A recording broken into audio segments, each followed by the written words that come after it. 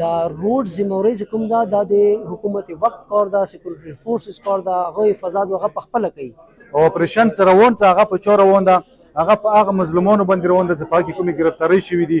زه خو یم چې د کوم خلک بغي شوي دي او سرکار ته نه دی په کور چې نور کسان هم بغي جوړ کړي.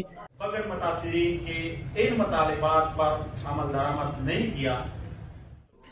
مو په کرمه کې بیسیکلی نه پاور اف بیلنس بګړاو شوی ده.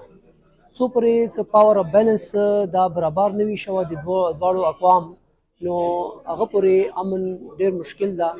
نو چونکې دا اوس کومې کنوایه روانې دي یا کنوایانې اټیک کېږي، دا روډ ذمہواری چې کوم دا د حکومت وقت کار دا سکیورټي فورسز کار دا هغه حفاظت هغه په خپله کوي.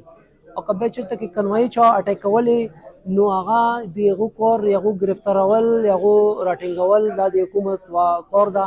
خو چونکې دی په بیس باندې هغه لګیا دي، عام چې کوم خلک هغه ځای کې اوسېږي هغو خلکو باندې هغه ظلمونه کوي لګیا دي اور سرچ اپریشن یې کوي، کورونو نه څوک راوتی نه شي. کرفیو شروع ده هلته کې 3 ورځې نه کسان په کورونو کې یرغمل دي، خپلو کورونو نه نه شي راوتی.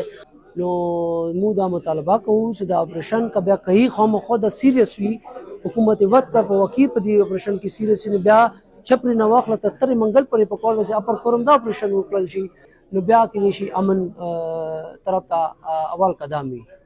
د پریس کانفرنس کولو مطلب همو دا و چې کله په کوم موجوده وخت کې په کورمې کې یا په بګن کې کوم اپریشن روان د ظالمانه نو موږ د هغه روکثام دپاره دا پریس کانفرنس مقصد و چې ویلې چې هغه اپریشن چې کوم دا یک طرفه اپریشن روان ده او اپریشن څه روان څه هغه په چا روان ده، هغه په هغه مظلومانو باندې روان ده چې په هغه کې کومې ګرفتارۍ شوي دي.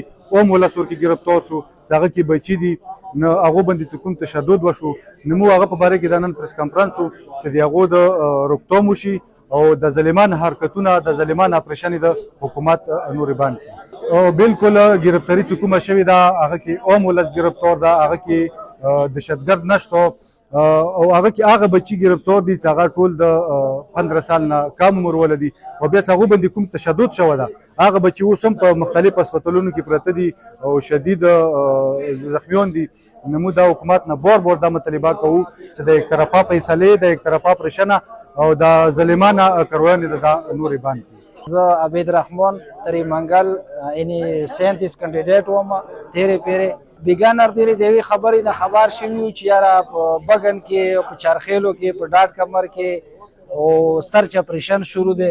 لکه دا زیاتی دی او د ظلم دی. یو ظلم خو بګن والا سوه شو چې هغه ټولې دنیا ولیدو، په میډیا وچلیدو، میډیا والا هلته لوړه، سرکاري خلک لوړه، ټولو ولیدو، علیمانو ولیدو، بلکې دوی کنوایه په لوړې دوی خپله ولیدو. جلال بله ورځ خپله تسلیم کړه.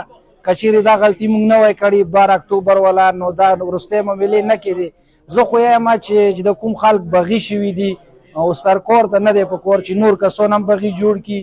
نو زه غواړم د حکومت نه دا خواست کومه چې پول فورا هلته اپریشن هم بند کړي، سرچ اپریشن هم بند کړي او یغو خلکو ته چې کوم تکلیف رسېدلی دی یخ تکلیف عضله د وار کړي. که عضله وار نه کړی شي د حالات به یو داسې طرف ته لوړ شي چې بیا به چا کنټرول